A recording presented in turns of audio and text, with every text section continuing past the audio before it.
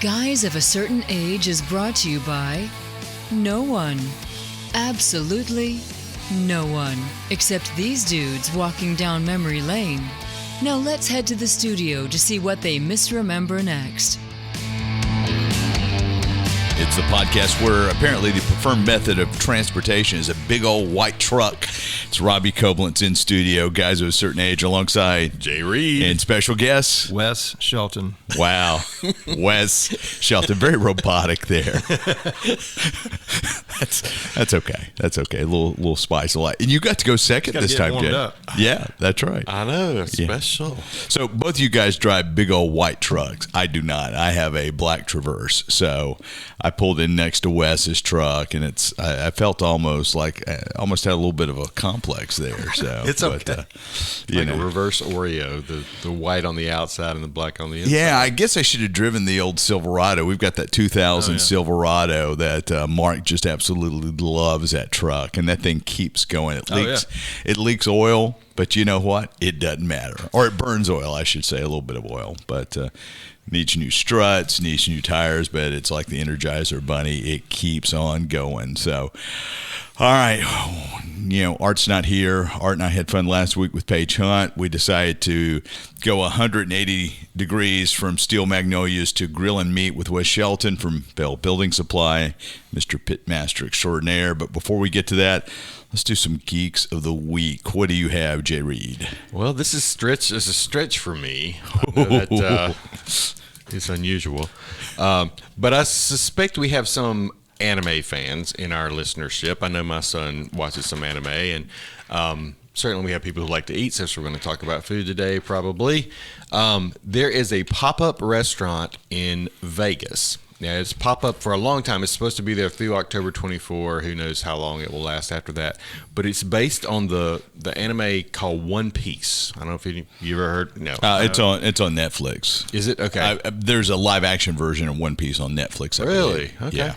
Well, the interesting thing about the anime, I don't watch much anime, but apparently this guy, the guy that draws it, started it in 1999 and planned for it to last about 5 years. Well, here we're 2024. It's still going. Just because he enjoys it, which I thought was a pretty cool little bit of kind of like this podcast. Yeah, right. That's Except exactly he's making a lot more money than we are. I'm sure he is. But they opened this, I guess they've had one in Japan, a couple of pop-ups there, but this one is in Las Vegas, and if you look at the menu, everything on the menu has a story. I think there's a guy named Luffy and somebody named Nami. There seem to be the main characters. And there's like fries because somebody loves to make fries for somebody, or there's a big meat platter because Monkey Luffy loves meat or something like that. Anyway, every little description has a story about a character and why this thing is on the menu. So, I don't know. There's nothing I can really say about it, except if you're an anime fan, if you're a One Piece fan and you're in Vegas, it might be fun to try. It's kind of high end. It's got a lot of color and stuff like you would expect from a comic thing. But 5000 Spring Mountain Road. Where is that? Yeah, I was wondering if you would know that area. I, of course, do not. Let's do the Google. Let's get to a map. It sounded like someplace in Gatlinburg, Spring Mountain Road, but definitely not. It's way off the strip, that's for sure. Like it's northwest off the strip. So true fans will have to search for it. It's not just going to. Well, I was going to say, Art and I should do we should do a road trip to Vegas because, well, I'll tell you why. Because I've got my Geek. I just pivoted on my Geek. This will be kind of fun. Because the Eagles have announced that they are doing a residency at the Sphere. Oh, okay. Yeah. So as the two listeners of this podcast know, I went to go see U2 in the Sphere. Just one now, because one's in the studio. Yeah, that's right. One of the right here. Yeah, that's right. That's right. Hopefully Art's listening. So, but it would be great to see the Eagles in the Sphere, and those tickets actually go on sale 4 days from the day we're recording this. $175 a piece. That is going to be the face price. I could do that for the Eagles. Yeah, that could be quite fun. So the six of us, the three guys and the three gals that are married to the three guys, we should do a trip to Vegas. I'll talk it over with the younger Mrs. Reed. Let's see. I don't know that any of y'all could keep up with me in Las Vegas. So, and not for debauchery reasons. It's just I've got all my places I hit. I got to go. It's a lot of fun. You've been to Vegas, right? I have not. You've not. My children have been to Vegas, but I have not. And Wes, have you been to Vegas? I've been to Vegas. Yeah. Where do you stay when you go to Vegas? I've been once as the Venetian. Did you go with Doliak? No. Okay. On business. You stayed at the Venetian. That's a good property. Yeah, it was good. We went to the Caesars and saw Brooks and Dunn and Reba. Boot, scoot, and boogie. And fancy. Usually Art is the singer, but Robbie's taking over today. Neon Moon too. I love Neon Moon. That's it was good. Yeah, I enjoyed it. Yeah, that was food was great. Yeah, it's hard not to get good food in Vegas. I agree. There's some places you go. Did you make it to Fremont, Old Vegas, downtown Vegas? No, I didn't know about that. So we were there for business, hardware show, and so I didn't get to do too much exploring. So. Well, there's lots of things to get into in Las Vegas, even now more so than ever before. But you can't tell us about them. No, I can't. I know Art's been to Vegas. I don't know if Becky's been to Vegas, and I'm assuming Mrs. Reed's not been to Vegas. No, not that I'm aware of. Not that you're aware of, but she did have a life before she met you. So, well, and if you're talking about Mrs. Reed, she may have actually. Your Mrs. Reed, my wife. Your wife. My wife has not been, but my mother possibly. They took a road trip out west when she was a young person, and it's very possible they went to Vegas because they went all the way out to California. Wow. Okay. There you go. I'll ask her shortly.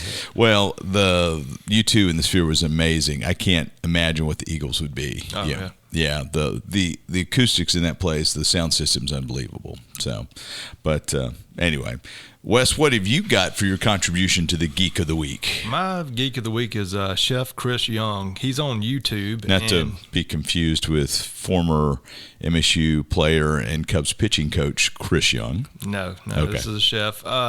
Interesting thing about him, he has a biochemistry degree, and he left academics and went to work in kitchens in Seattle, high-end restaurants, and then left there and started the Fat Duck Experimental Kitchen. And so what he does on YouTube, and I thought was interesting, is he debunks myths. And one of the myths he talks about is resting meat does not keep juices in the meat. I think that's a big thing because every time you talk to a chef or see us on TV, they're always like, let your meat rest. Every single time, yeah. His deal is, and he goes through all these experiments, and he'll show you on YouTube. So if you go on YouTube, be aware there's some bad words said. Sorry, Miss Reed. You're in now. So, but no, it's some simple tips like have a good thermometer, bring your meat up to about 15 degrees before the desired temp, whatever that may be for you, and then as soon as it gets there, once you've taken it off, put it on the plate, as soon as it gets to that desired temp, if it's rising, go ahead and cut it, and that stops the cooking. Oh, and so I think part of what we all you're not going to set a timer, but I think if you take your steak off and you put it on your plate, by the time you get your potato done and your salad made, you've rested your meat just enough to where everything kind of seizes back up, and you're going to stop the temperature rising by the time you sit down. It's not like it's a whole process. So I thought that was interesting. His YouTube, he debunks several myths, but he does it scientifically. So he's not just saying it; he's proving it, and he's showing you on his videos. So that's my Geek of the Week. So you don't need to rest it and then start preparation. It's basically, or is it kind of resting while you're going to rest it because it's going to climb temp. So Okay. you got to be careful that if you cook your steak to 125 and you let it rest for 5 minutes, it could get to 140, and then you lost your medium doneness. or your medium rare, whatever Exactly. you want. So once you cut that open, it immediately releases steam, if you will, releases temperature, and stops the cooking process. Huh. So I never thought about it that way. yeah. It's a closed system almost at that point. Mm-hmm. Yeah. yeah, so Yeah. So when don't get hung up on resting your meat. Keep it hot, just like if you go to Ruth Chris, they're going to bring that meat out. Peter Luger's, all those places that bring on a hot plate, and it's covered in butter. As soon as you slice that thing open, stops the cooking. So they're kind of letting it. They're getting it. They're at the point of doneness because you're going to slice it in a matter of minutes. So I wonder if, some steakhouses will say, hey, do you mind cutting in, making sure it's the right temperature? I wonder if that's a little part of the process, if that steak's still hot enough coming from the back, to hit your target temp. I don't know. I'm just throwing that out there. Yeah, that would be a pretty interesting. We just need to do some experiments at home. I tell you what, we should. Or your outdoor kitchen. You still have an outdoor. No, the house you had. Outdoor area. The house. I've got multiple grills. Of course you do. Yeah, of course you do. Of course you do. So, well, cool. All right. We're going to jump to a break a little bit early because Wes has a plethora of grilling tips to share with us up next. And we're artless. We're back. We've got Wes in place. We're going to talk grilling meat. Now, you two have been talking behind my back or in front of my back or something about all the things that you can do. So, Jay, you ask questions now. All right. Well, what I asked him yesterday, and I know he's got a lot of other stuff to tell us, but what I was curious about, because we know we've had Wes on before, and we've talked about, and you and I even have talked about brisket, pull apart, ribs, sort of the main three things that you would put on an egg or a grill. But I want to know, what about the other stuff? What about the other cuts of beef maybe? Or what about other cuts? Like, what's the best way to do chicken without, killing it? Those kinds of things maybe. And you mentioned, you and I talked a little bit earlier. What are some of the things you're doing now or we should be doing that we aren't? Well, I think some of the things you're talking about, beef that's different, that's fun, not expensive, is something like picanha. And that's like what you see at a Brazilian restaurant, the sirloin cap.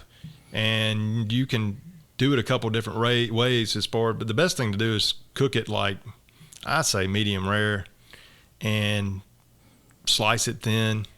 And it's going to have it's just going to have it's going to sound crazy, a beefy flavor. Mm-hmm. And it's just something different. It's different texturally.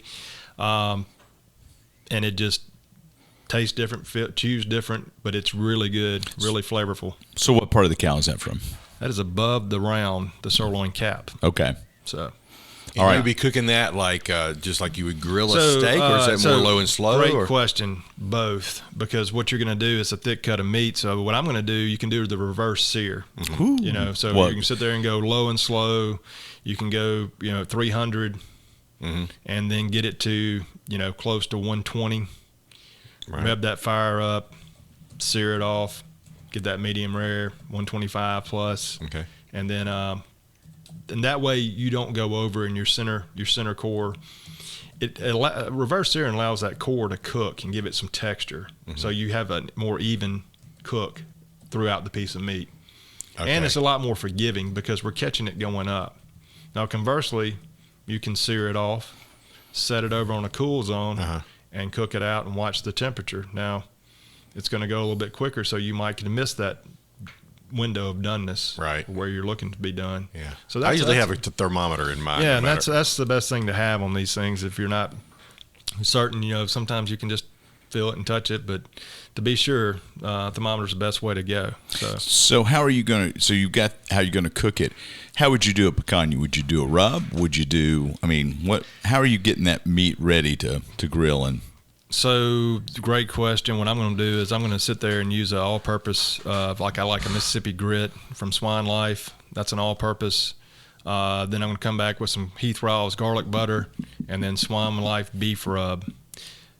But I'll say this, I'm going to put Worcestershire sauce on it. I'm not going to marinate it. I'm basically going to stain the steak, give it a little tackiness. Then I'll apply the different rubs. So that's what I'm going to do. So you're going to manually rub that Worcestershire into the steak? Yeah, kind of, sort of. I'm not sitting there just putting it in there in a Ziploc bag and not let it overnight, soak. Yeah. No, not going to let it soak. I just want that Worcestershire. I just want that umami flavor it gives you. Yeah. And I want it to give the meat some tackiness to hold that rub.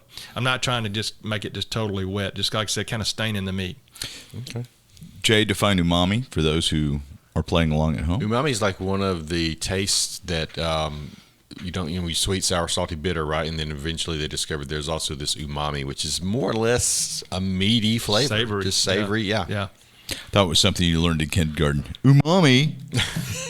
Your umami. That's yo mama. Yeah. Yeah. Sorry, mama. Sorry, Mrs. Reed. So, all right. So you've got your whole pantheon of spices and rubs that you use. But worst case, fresh ground pepper and kosher salt. You really Can't go wrong. You can't go wrong with those two. Yeah. So the salt draws out moisture. If you let it sit overnight. Now, Yeah. if we're going to season it basically, 5 minutes before we're going to put it on. And throw it on. We're not going to draw out any moisture. Our friend Chris Young can debunk some of that myth. Yeah, I've read some of that. Now I want to kind of camp here on picanha. Hold on. Okay. Fresh ground pepper versus a pre-ground variety. I mean, I like a coarse ground pepper, and just Yeah. fresh ground. It's just always better because it's got the oils intact. You're releasing the oils immediately. Exactly. Yeah. You've got a little bit more pungent. Yeah. So okay. So kosher salt. Why? So you can see what you're doing. A regular iodized salt will just suck right into the meat. You don't know, or you may oversalt real quick. So You want to see what you've assaulted. there you go. Ah, That was a week. yeah. All right. So fresh ground pepper, coarse kosher salt, larger rock crystals Exactly. for the kosher for the salt. You can see what's going on, and Right. and that's going to form a nice crust as well. Yes. Okay. Yeah. All right. Back to Jay. Yeah, I just the picanha cut. I've seen it before, but you don't see that very often. Like you don't walk into your local grocery most of the time and see a picanha. You don't, and that's the unfortunate thing about Starkville is we don't have that variety in our stores. I assume there'd be some demand because it's a hot topic on all the barbecue podcasts. Mm-hmm. I mean, that's just because it's something different and it's really good. I've seen it, and the only place I've seen it is like the Little Butcher Shop in Hattiesburg, and I'm sure Country Meat Packers has it, and some other people have it. As far as like a true butcher shop. Yeah, and I've seen it here. We had a specialty beef place briefly, but Welcome home. Yep. Welcome home beef had it for a half a minute. Yeah, so I got it from them. Now, is Yeah. picanha, is it a evenly thick cut, or does it have thick and thin on one end? And It's what I've seen is a more even cut with a fat cap, and that fat cap can be left on. It can be trimmed. I would recommend probably trimming it because it's it has flavor in it, but it's also a cap that's keeping the seasonings from Hitting really the meat. penetrating. Yeah. Whereas it's a little bit it's in the same family of like the sirloin, like the tri-tip is, and that's what I was also going to talk about. Yeah. Where that's a little bit less consistent cut. Okay. So picanha, where I usually get picanha is at a Terra de Brazil or a Fogo de Chão, a Brazilian steakhouse. Yep. And that was kind of where picanha was according to Wikipedia, it was first made popular in Brazil. So that is something that's coming out of the Brazilian steakhouse barbecue movement. So picanha at a Teja. You ever been to a Tejas de Brazil? I have not. Really? I've been to a similar place. I went to a place in Kenya called the Carnivore, which is a similar concept, and they have all the meats on spits and bring it to your table. I think it's the same ideas, but also had crocodile and hartebeest and zebra. I haven't been either. So You haven't? I haven't. Man, you haven't done a Fogo de Chão or a Terra de Brazil? or Kenya. No. No, but I went to Ghana. Fufu. Next road trip after Vegas. Yeah, Kenya and Ghana. I would recommend. It's not the end all be all of a steak place, but it's a pretty great experience. And what you have these little placards on your table. It's a red and green. It's like a coaster, right? And when you're ready for meat, you flip it to green, and they just the guys are not waiters. I don't know. They're dressed like cowhands, Brazilian cowhands. They come out with the steak with the skewers, and they come up and they ask, "What do you want? Rare, medium rare, well done," and they slice it. You've got these little tongs, and you take it and you put it on your plate. Oh, Sounds good. Now. Yeah, and the plantains are great too. So okay, All right. So tri-tip is next. Tri-tip. Very similar cut, but on this cut, on the tri-tip, you could cook it like a brisket too. So you could low and slow this cut. Okay. And so tri-tip is a piece of meat that generally feed about 3 to 4 people, depending on what you have on the sides. And you could cook it like a brisket. Once again, you can on this one I would cook hot and fast because it's not really that thick. Is it fatty like a brisket? It has some it does have some fat woven in there. Okay. But it's one of those deals where you have to follow the grain. So like a flat iron steak, There's tips on the internet how to cut it, but you're going to follow the grain and cut against the grain. If you're going to do like a steak, or if you're doing like a brisket, it's going to be the same thing. You still want to cut against the grain because you don't want it falling apart. Right. So that's once again something different, tastes different, chews different. Just something. It's not that expensive mostly. And maybe a little easier to find a tri-tip. Sometimes Kroger has them, and I don't know when that magic time comes, but it's probably been a minute since they have. You can also order online. Snake River Farms is great. There was a point where Welcome Home Beef, they were supplementing their stuff from Snake River, I believe. Just fabulous. I mean, Snake River's in Texas, I believe. Yeah. And great beef. The butcher shop in Pensacola, which I have been to, is the go-to place for all the barbecue teams, and they have anything you want from Wagyu, everything across the whole gamut. It's just this little nondescript butcher shop in Pensacola, and it's got everything. Wow. It's unbelievable, and they'll ship. So. Yeah. Okay. Talk about Wagyu. What makes Wagyu? That's a great question. You can use that Google device. Well, no, I think it's a certain breed and the way the breed and the way they treat it. They're pampered, just laden with fat. Yeah, and and you never want to overcook anything Wagyu because it's got so much fat. I mean, you can almost. I mean, that's something you want rare, right? You want to cook it on a device like cast iron. Yeah, to keep all the fat intact. Yeah, so that's a crucial part too. It'll fall through the grates. Yeah, Terrace Major. Not done that. Have you not? So that's also known as a bistro fillet. And I learned this from Scott at Welcome Home Beef. The steak on a stick at the grill here is a Terrace Major. Okay. So it's got some of the same characteristics of a fillet, a little bit more irregular and a cheaper cut, but man, that is a great piece of meat. So and neighborhood Walmart has center cut sirloins that look like fillets, and you can pick up 2 of those for like less than $10 for 2. And that's a great steak because there's no way so you can make a shish kebab out of that. You don't have to cut out any fat because there's none on there. It looks identical to a fillet. It's a sirloin. You can cook it like a fillet. It has great beefy flavor, a little bit different texture, not as tender as a fillet. Still, once again, really good. So we typically use those for shish kebabs. Jay and I have talked. I think Art's weighed in. When we were growing up, our parents, or at least my folks they would cook the fool out of their steaks, and we would get sirloins. That was our go-to. And my mom, she'd put the broiler on top, and she had the pan with the grate and the dripping pan underneath. Broiler pan. Yeah, and just it wouldn't be shoe leather, but I don't remember any rare steaks unless it was an accident. Yeah. Oh gosh, no, definitely not. And then the sirloin, cooked properly, is a fantastic piece of meat. What's your favorite steak? Ribeye, hands down. All day, every day. Yeah, me too. Jay? Same. Yeah. I keep trying T-bones, but I can never find a T-bone that I like. And I'm not a big fan of a New York strip either. I go ribeye, strip, and then filet. The strip is good, but it has more texture than the ribeye. Yeah. So therefore, you really want to cook that on the rare side. Yeah. Because it's gonna tighten up. Yeah. and have a lot of texture to it. That'll dry out pretty quick, but still something different. T-bone. I used to eat T-bones all the time. And then you grew up. That's right. No, the T-bone is great because but you want to find one with a decent little piece of filet, which is always a nice little treat. The kicker is not overcooking one or the other. Yeah. What's so remind us what's on the other side? There's fillets on one side. Yeah. And what's on the other side of the T? The strip. Yeah. Yeah. So then porterhouse is just a bigger portion of the filet. Everything's a little bit bigger. Okay. Yeah. Probably comes from Texas. I was going to say the T is for Texas. Yeah. Tomahawk? Fun. Just a fun. But a tomahawk is basically a big ribeye attached to a bone. Attached to the big bone. Yeah. Now the big bone does allow you to. So if you're going to do a tomahawk, you're talking about different ways to cook something.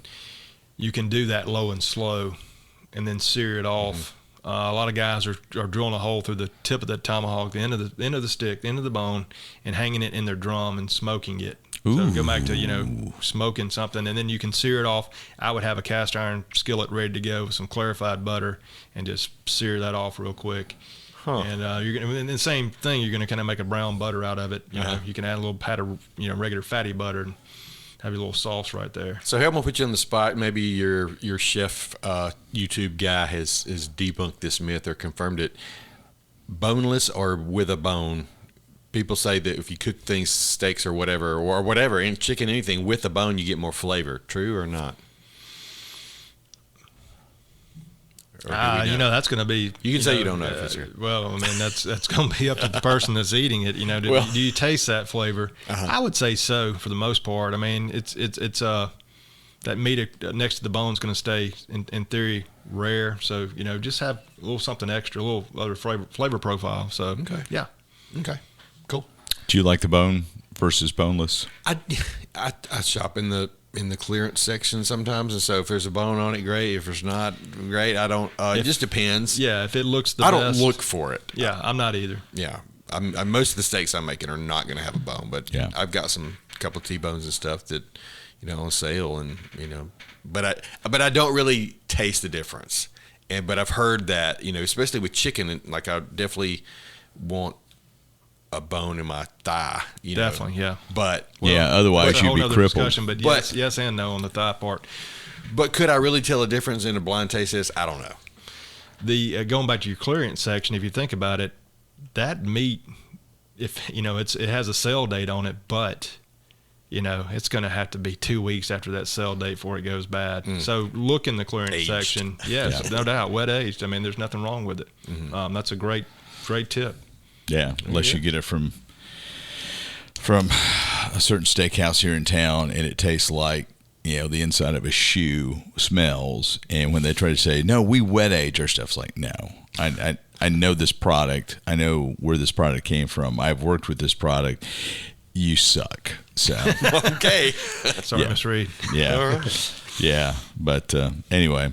So, do you ever? And I'm sure you've got other things here, but I'll ask you: do you?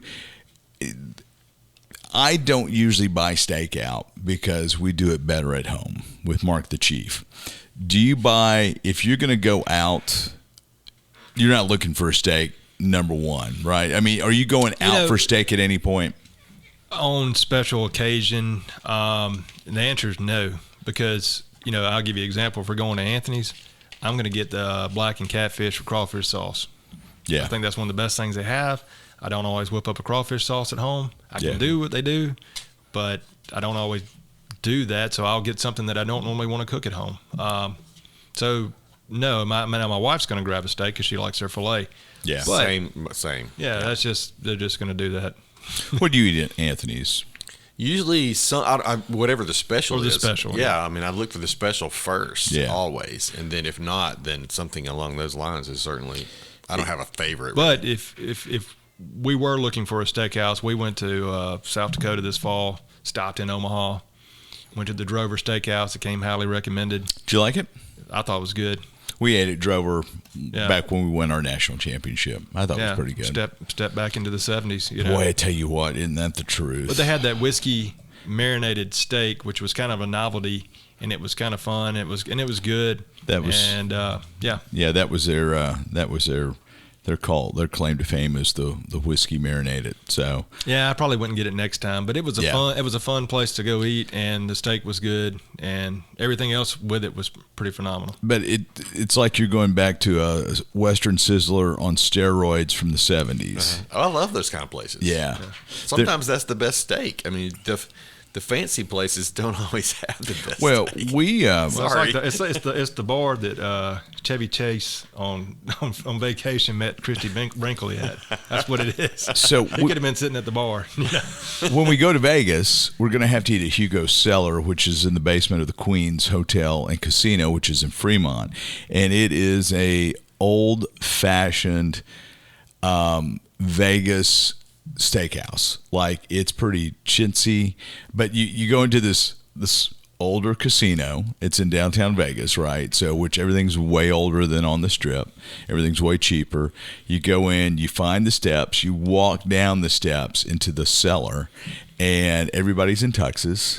The maitre d' gives every lady who comes in a single stem rose. And it was, I tell you, I had a really good steak there. Yeah. It was really, really good. So, but, it's one of those places where you just, it's very, very different. So, it's like you would imagine Old Vegas would be. The Drover is pretty, I don't want to say dated, it's classic. And Old Hickory in Columbus is dated because I think they remodeled in '72. But that's one of our favorite. If I want a steak, it's great. That's where I'm going. It's as basic as can get, and it's really good. I have not been to Old Hickory ever. We can easily make that happen. Now, that's a road trip that can happen. Yeah. Steak, potato, bread, salad. And the 3 salad choices dressing. of dressing. Yes, In blue the little cheese, tray that ranch, they- and Thousand Island. Yeah. Bring from table to table. Yeah. Well, I ate at Cappy's when it was here, and Very similar when Cappy's heyday of being in the house. Yeah. So, that's Cappy's parents, and there may be another place coming here soon. We can talk about that off mic. That could be kind of fun. So, all right. Back to your copious notes. What about chicken? All right, so I think if you're gonna do, I say parts. Okay. You can spatchcock it, you can cook it whole. It's a small bird sometimes, unless of course we have these fed birds, that Right, are just right. huge, Antibiotic laden these Chick-fil-A masters. young turkeys, Yeah. But no, I would think parts unless you're doing I like quarters, Mm-hmm. Got a friend's got a rotisserie built just basically for chicken, and he's doing quarters on that, and it's and they're really good. I think separating the breast from everything is the way to go personally, because that breast is going to get it done at a much quicker time, and if it's done, and if it's too done, it's going to dry out, and it's just not going to be good. Okay. Well, when I was growing up, and you and I have talked about this before off mic, my dad learned from Bo Haynes, and I think Michael Wolf is the local guy who does a very similar kind of thing. Essentially, just vinegar and red pepper, Yes. and they baste it, and you just it's not necessarily low and slow, but I remember my dad cooking this for a pretty long time until the bone of the drumstick was loose, and Exactly. so when he knew it was ready. And then I think Michael actually does that and then puts it in a cooler for a couple hours. That's kind of right. lets it With some whatever, vinegar do whatever and it spices, does. yeah. Steams and Yeah, it gets better. Yeah, but I've never been able to master using my egg. Is it a low temp?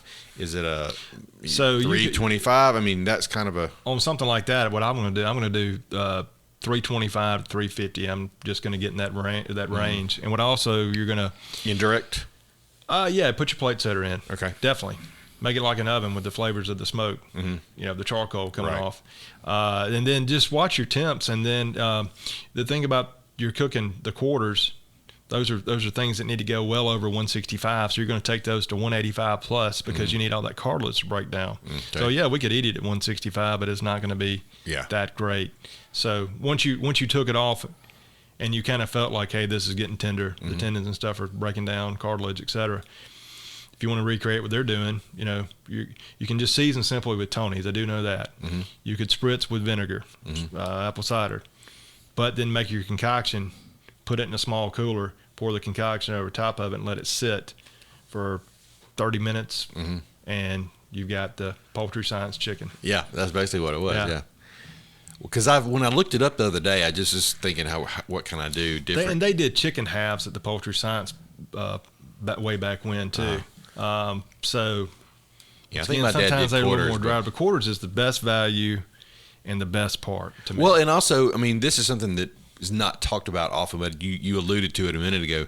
When you've got a big fat chicken breast and then you've got a thigh and a drumstick, the wing is kind of, if the wing's on there too, and you cook it all at the same time to get the breast to where it needs to get, then the wing is going to be crispy. Well, really, you're going to cook the thigh and the leg to where it needs to get. So, like I said, it needs to go to 185. So then, therefore, your breast runs potential. It needs to pretty much stop at 165. So it's going to be dry. So I got it flipped. You're going to run the risk of drying it out. So, So the quarter gives you more consistency. More consistency and more leeway. Just if you go over 185, that's okay. We're trying to cook this thing to where it falls apart. Right. So the other day when I looked it up, when I just looked up grilled chicken or low and slow chicken, all the pictures were beer can chicken, where it's sitting up on the beer can, and one guy had it wrapped in bacon, and all the things that you see. But is beer can chicken? I think that's just That's almost like a myth. Yeah. Where if you and Bigfoot was preparing it. Yeah, that's right. and I think the thing about that, what you want to know on chicken is just like turkey. If you want juicy chicken, i.e. the breast, brine it.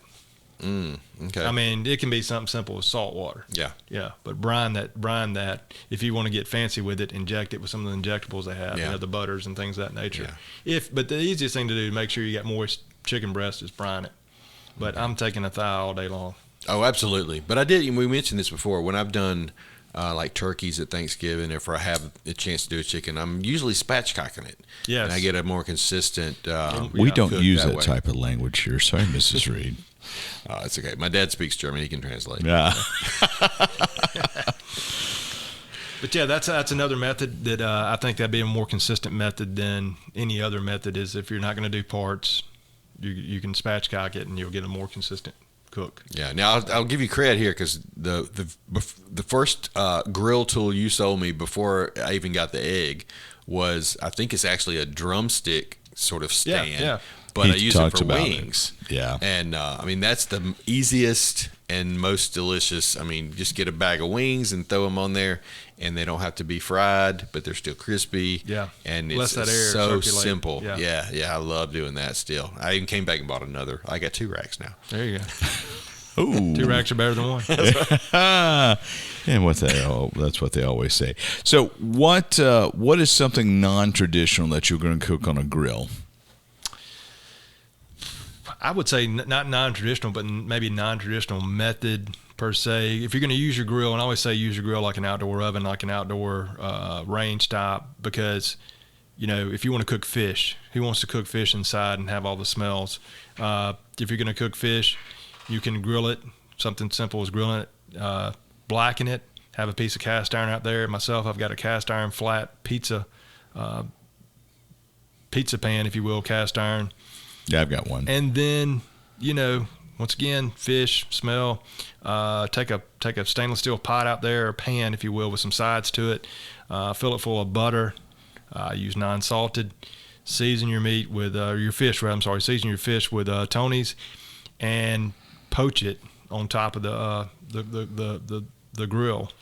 And so In the butter, you mean? in the butter, put it in there and just slowly cook it. Oof. And then when you pull it out, all you have to do is add you can add some crawfish tails to it. And then you can add some heavy cream, and you got yourself the crawfish sauce that I was talking about. So you take the fish out, and do you put it on the grill at that point No, I give take a it little out, sear set it to the side, because I'm really just poaching it. I just want to Okay. get that fish just evenly cooked and flaky. I put it to the side, make that sauce real quick. But you're making the sauce in the butter that you used In to the cook the butter, fish we out of. use the fish, Okay. season it accordingly, put that on rice, and cover it. Oh man, That's pretty good. yeah. So We haven't had little- lunch yet. little fresh broccoli on the side with a squeeze of lemon that's steamed. Okay. That's always a good thing. But so, non-traditional, you think, well, anybody can cook fish on there, but I would say, go outside and blacken it, because with that cast iron and the heat that you get off your grill, you're going to get a real high temp, which is what you want when you blacken. Yeah. And then poaching, it's just a low fire. I use like a 2-zone fire, and you can move the pan back and forth, so you're not, you don't want to start frying it in butter. So that's what I would recommend. Even though there's nothing That's wrong with frying things in butter. That's direct heat, though. You're talking about not direct. I'm going to say 2-zone fire on half, cold side, nothing on the other half, so I can move that pan around. Okay. Control my temp. And then you can do catfish. That's going to be something that you got to the way you're going to cook a fish. Some of it can be more delicate. So if I'm going to do if I'm going to grill fish, it's pretty much going to be redfish. Yeah, but Superior Catfish is a great product to put on a grill. Great product, yes. Yes, And that's it- why you want to blacken that on your cast iron. Yeah. All right, what else you got on your notes that you want to hit before we go and find something to eat? Because all 3 of us are incredibly hungry. I think a cool tool that Jay had mentioned earlier was that he mentioned, I think on the podcast, was the Egg Genius. I have dropped big hints about getting one from. So I don't think it's going to happen. Though. we can probably make And it I've come had true. so far, times I've used it have been very good success. So basically what it is a computer controlled fan that monitors the heat and tells the fan where to keep the temperature at by just puffs of air. And so what that allows you to do is you're hooked up to your Wi-Fi, so you can monitor your cook anywhere. So you can be sitting in your office, you can look at the screen on your phone, know where the pit temp's at, know where the meat temp's at, and you can set alarms. So if I'm cooking brisket, I want to make sure that my fire doesn't go too low, too high. It'll let me know. And then also I want to know when I get to 165, it'll alert me. Then I'll know it's time to wrap. Mm-hmm. So that's a cool thing that helps you cook when you're not able to be there. And it just, a little safety net is what it is. Yeah, I've loved mine. I've loved it. It's because I just don't do it enough to master, the keeping the vents open and all that. I mean, I can do it. I've done it, but this just makes life so much easier. I mean, you plug that in, you set it, and you walk away, and you can do it. I mean, every now and then it'll tell you, hey, it's getting a little bit hot. You might need to shut this vent a little bit. But I love that it tells me exactly what I need to do. You might want to consider shutting this top vent, and I do it, and it's fine. When I open it up to wrap it or whatever, I'll get a message saying it's open. Your top's open. We're gonna pause the fan for a minute, and then it'll go right back to it. Your top's open and your racks are exposed. So my next question. Oh boy. Moment of silence. Sorry, Mrs. Reed. Because the podcast is over. Yeah. What about dessert? When we were first starting, when you were first trying to talk me into getting an egg, we had Linky Mariah here. Yeah. And I remember she did like grilled donuts with a peach sauce. And do you do much dessert?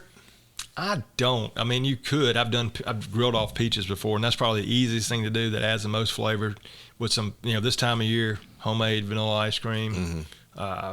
Any kind of like peach is the go-to thing because it's such a, right, dense fruit. Get that nice but you could mark do, on. yeah. I mean, you could bake a pie on the egg. Mm-hmm. So I mean, you could bake a cake. Hey, BigGreenEgg.com says I should ask you about availability of the Egg Genius. Do you have it in stock? I have some in stock. There you go. They've got everybody else saying what they've got, but the website says to contact Bell Building Supply to see about availability. So they are here for your pleasure. There you go. Okay. Yeah. Well, I was thinking the other day about this is not necessarily a dessert, but on the fruit side, when we do the fish, when we blacken the fish, because I love a fish taco. Yeah. So I'm thinking you love a taco in any form, shape, or fashion. That is also true. But I was thinking maybe grill off a peach, grill off some pineapple, yes, maybe a mango salsa. Get that sear on it, and then chop it up and make my fruit salsa from that. Well, you could get fresh peaches from across the street. I noticed that, yeah. Yeah. And you can, to that point, if you're making any kind of salsa, you can grill off your vegetables and give that smoky flavor. Yeah, and I've done that, even with tomatoes. Yeah, and people are doing like the rotel on top of the grill, on the egg, mm-hmm, and that adds a little smoky element. We do that in the outfield. Yeah, I've made mac and cheese on the egg. Got that smoke. Yeah. So you're only limited to your imagination. Pizza? Do you do pizza very much? I had bad luck with pizza. Well, really? Because my crust. It was my crust. Yeah. Find a dough you like, and then get that cast iron pizza pan we talked about from Lodge that we sell. And this is a great time of year with fresh vegetables starting to come in, tomatoes and things. You can just do whatever put whatever you want to on it. It'd be great. I want to say cook it at, run it about 450 or less, because if you get hotter, you could burn the crust. Another trick is if you got your pizza peel and you're an amateur like myself, make your pizza on the countertop on parchment paper. Mm-hmm. Slide the peel underneath the parchment paper, put that on your pan. In just a minute or so, the crust will set up and you can take the parchment paper out. Oh, okay. That's how I do mine. Yeah, and then that's what I have. I did it all inside, just like you said. But when I got it out to the egg and tried to transfer it to my pizza stone, it just fell apart. I cooked salmon on the egg this week for my wife's birthday, and what I did was I put it on parchment paper, put it on that peel, slid the parchment paper off because I have the plate setter in place, if I can spit that out. Anyway, and so ran it about 350. And I was able to slide the pizza peel back, pull everything off at one time. Mm-hmm. My salmon's not sticking to the grates. Mm-hmm. I'm getting that smoky flavor. The parchment paper's fine. And so you left it on the parchment paper the whole time? Because it's just an easier way to get just to get everything on and off. You know. But that was with a plate setter and a parchment paper, so it Parchment didn't paper, burn it salmon up. on top, and you just take that pizza peel, multi-use tool. Yeah. So Okay. yeah, but the parchment paper can be your friend on grilling too, especially delicate things. We mentioned the catfish, etc., that might fall apart and fall between your grates. That prevents that from happening. Doesn't take much on some of those delicate piece of fish. Right. I need to get out and dig out my cast. I've got just a grill pan basically. Yeah, it's got perfect. grills on the one side and flat on the other. Flats, yeah. Make your pizza flatbread. Yeah. Yeah, exactly. All right, Wes, thank you for joining us. It's always educational. Now, Art, there will be a test on this later, so I hope you are listening. And maybe he could finally make us pizza, you think? Yeah, we need to make that our first road trip. Yeah, that's right. That's right. I mean, I'll make the dough, and he can do the pizza. Diastatic malt powder is the secret ingredient for. Say it 5 times fast. Diastatic malt powder. Diastatic malt powder. Diastatic malt powder. You've already. Just stop. I can cut your mic off. Just remember that. So, all right. Thank you, Wes, for joining us. All right, I enjoyed it. Thanks again. See you next time.